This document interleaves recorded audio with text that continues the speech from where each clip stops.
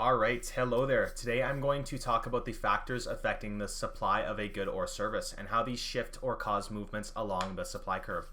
So today we'll talk about the new iPhone 16s in terms of a product, but before we start, we'll quickly go over the basic concepts for review. So what is supply? Supply is essentially the quantity of a good or service that producers are willing and able to sell at a given price over a certain period of time. So supply goes hand in hand with demand, where the two curves meet on a graph, where X represents the quantity and Y represents the price. But today we're going to be just focusing on supply to stick with our topic. So to break it down, we're focusing on two different changes to the supply curve. One is a shift and one is a movement along this curve. So a movement along the curve only happens when the price of a good itself changes. So using our example, Apple increased the price of this year's Plus model iPhone by $50. So a relatively small but still an active movement along the line. Because of this increased price, if we assume costs were the same, Apple would be willing to supply more units because they can earn more revenue on each sale.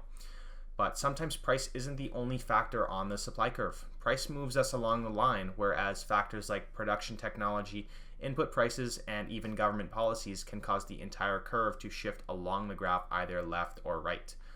Back to our example, if you've kept up with Apple lately, you'll know that they introduced titanium model iPhones, so just for the pros.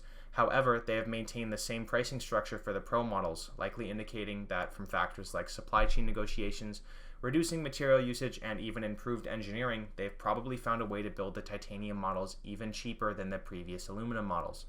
Apple is smart and greedy, so we will assume that Apple has increased their margins by using titanium, which reduces manufacturing costs and effectively shifts the supply curve to the right. Because the profit per unit sold will increase, Apple is willing and able to supply more of the Pro models.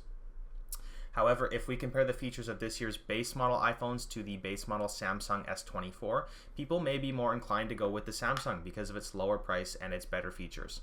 A reduction in demand due to Samsung would shift the demand curve for the iPhones to the left. This doesn't directly cause a supply curve shift. Instead, Apple would respond by reducing the quantity supplied, which is a movement along the supply curve.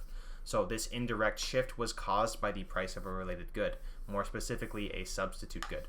But please note that the result on the supply curve was caused by the effect on the demand curve from the price of the related good. So it's not a direct correlation, not a direct effect. So now we've only looked at a few contextual examples of factors on supply curves. We've looked at factors like input cost, price of related goods, and price increases. But as you can see, there are many factors that can influence a movement along or a shift of a supply curve.